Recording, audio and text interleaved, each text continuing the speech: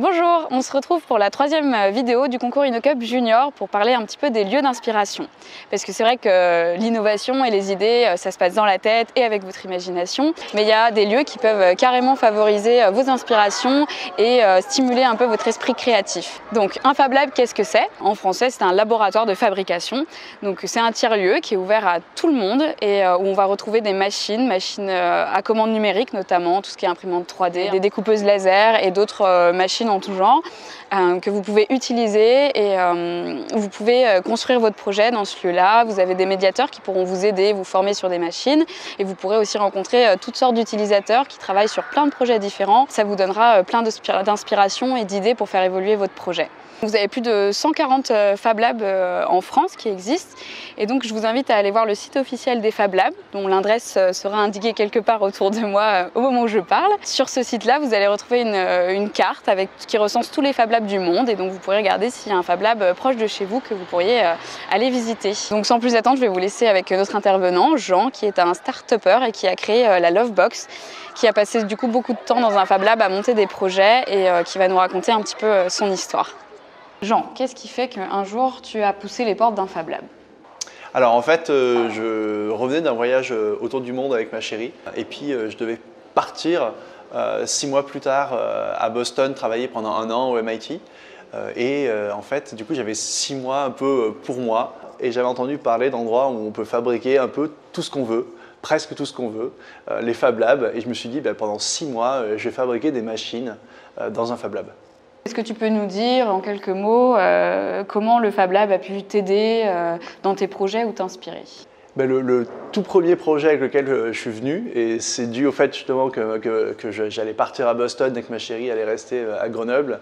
Je voulais fabriquer un objet pour elle et moi qui me permette de lui envoyer de l'amour à distance. Et donc la première machine que j'ai utilisée au Fab Lab, ça a été la découpeuse laser.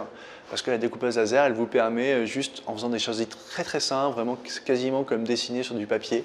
Voilà, vous dessinez en 2 dimensions sur un ordinateur ce que vous voulez découper, puis ensuite vous faites des assemblages et ça donne un objet en 3D. Voilà, donc ensuite, si vous faites un tout petit peu d'électronique et il y a de quoi en faire un peu au Fab Lab, vous pouvez tout de suite faire bouger les choses, etc. Donc au début, je suis passé avec une grosse boîte et puis ensuite, vu que c'est très très facile de prototyper, de refaire de nouvelles versions, voilà, je suis passé à un format plus petit, puis finalement il y avait un couvercle.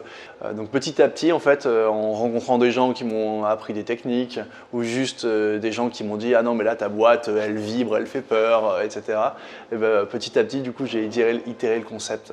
Et c'est comme ça que j'ai fabriqué la Lovebox, qui était une petite boîte qui me permettait de lui envoyer des messages d'amour avec le cœur qui tourne lorsqu'un message d'amour l'attend à l'intérieur. Voilà, donc je suis revenu à la maison avec la Lovebox.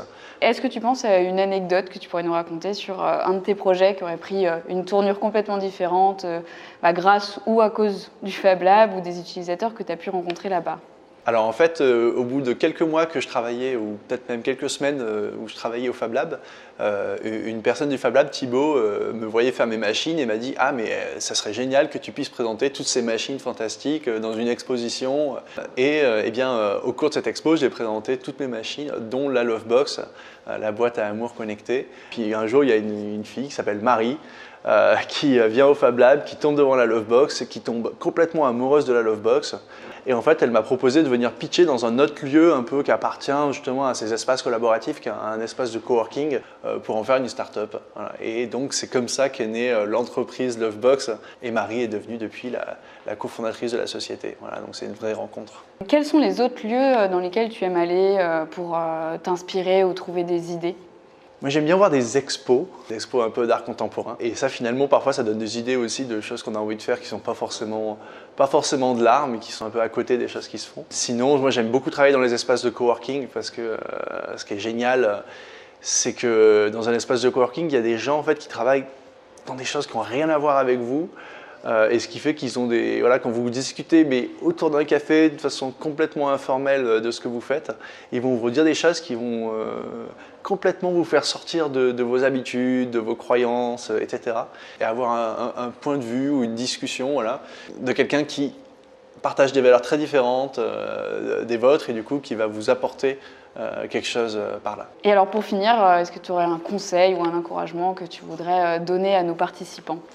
Alors oui, peut-être un conseil, c'est super d'avoir des idées, d'échanger son idée, etc. Mais ce qui est super aussi, c'est de réaliser son idée, du coup de faire très rapidement, au lieu de passer des semaines à réfléchir à son idée, de faire son idée. Comme ça, tout de suite, on a une première version, elle est moche, tout le monde dit « Ah, mais ça serait mieux de faire comme ça, mieux de faire comme ça ». Mais la seule façon pour qu'ils vous disent « c'est mieux de faire comme ça », c'est d'avoir fait une première version. Voilà, donc il ne faut pas avoir peur de faire la première version de son idée. Et ensuite, tout l'intérêt d'un Fab Lab, c'est que très rapidement, vous allez pouvoir itérer, faire une nouvelle version, voilà, jusqu'à arriver à quelque chose qui vraiment a de la gueule. Voilà, c'est mon conseil. On va remercier Jean quand même pour toutes ces belles histoires, parce que ça nous fait un petit peu rêver, hein. Et on voulait aussi vous rappeler que vous avez quand même un réseau personnel qui est important, il ne faut pas le sous-estimer. Vous avez votre famille, vous avez vos professeurs aussi qui peuvent être contents de vous aider dans votre projet. Et donc voilà, pensez bien à toutes les personnes qui vous entourent, qui pourraient vous aider dans vos projets, n'hésitez pas. Vous avez jusqu'au 2 mai pour faire votre projet innovant et mettre la vidéo en ligne sur le site du concours. Et donc on a vraiment hâte de découvrir tous vos projets. Bonjour, on se retrouve pour la 3... Non, ça va pas du tout, attends. C'est pas... Donc c'est un tire-le et un...